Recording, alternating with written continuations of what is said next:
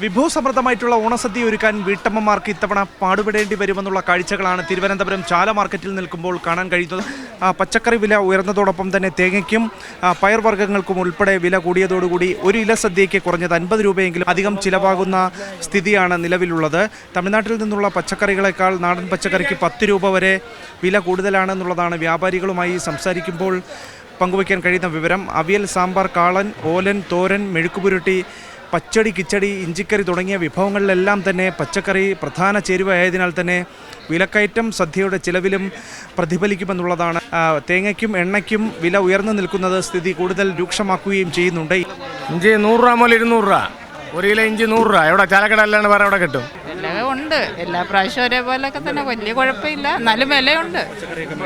ഇല്ല എല്ലാം മേടിച്ചില്ല. തോരൻ, സാമ്പാർ ഇനങ്ങളായിട്ടുള്ള വെണ്ടയ്ക്ക 40 രൂപയാണ് കിലോയ്ക്കുള്ളത്. അമരയ്ക്കയ്ക്ക് 50 രൂപയായിട്ടുണ്ട്. നേരത്തെ 25 രൂപയുണ്ടായിരുന്ന പടവലങ്ങയ്ക്ക് ഇപ്പോൾ 50 രൂപയോളം വർദ്ധിക്കുകയും ചെയ്തിട്ടുണ്ട്. അങ്ങനെ വെള്ളരിക്കയ്ക്ക് 20 മുതൽ 25 രൂപ വരെ വില ഉയരുന്നു. കിറ്റിന് ഇനിയും വില കൂടും എന്നുള്ളതാണ് വ്യാപാരികളടക്കം നമ്മളോട് സംസാരിക്കുമ്പോൾ പറയുകയും ചെയ്യുന്നത്. നേരത്തെ 100 രൂപയ്ക്കൊക്കെ വിൽറ്റുകൊണ്ടിരുന്ന കിറ്റ് ഇപ്പോൾ 120 രൂപയ്ക്കും മറ്റുമൊക്കെയാണ് വിൽക്കുന്നത് എന്നുള്ളതാണ് വ്യാപാരികൾ പറയുന്നത്.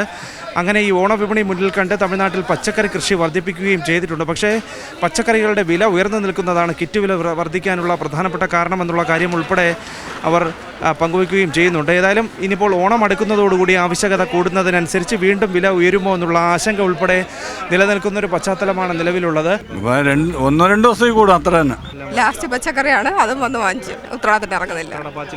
ഇല്ല, തിരക്ക് കൂടുതലായതുകൊണ്ട് ഇവിടെ നമുക്ക് അടുക്കാൻ പറ്റത്തില്ല.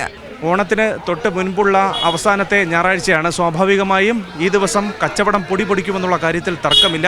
ചൊവ്വാഴ്ച ഉത്രാടപ്പാച്ചിലാണ്. ബുധനാഴ്ച മലയാളികൾ തിരുവോണ പുലരിയിലേക്ക് കടക്കുകയും ചെയ്യുകയാണ്. ഓണത്തിന് ഓണസദ്യ ഇല്ലാതെ മറ്റെന്താണ് ആഘോഷം എന്ന് ചോദിക്കുന്ന മലയാളികളാണ് നമുക്ക് ചുറ്റുമുള്ളത്. തിരുവനന്തപുരത്തുകാരാണ്.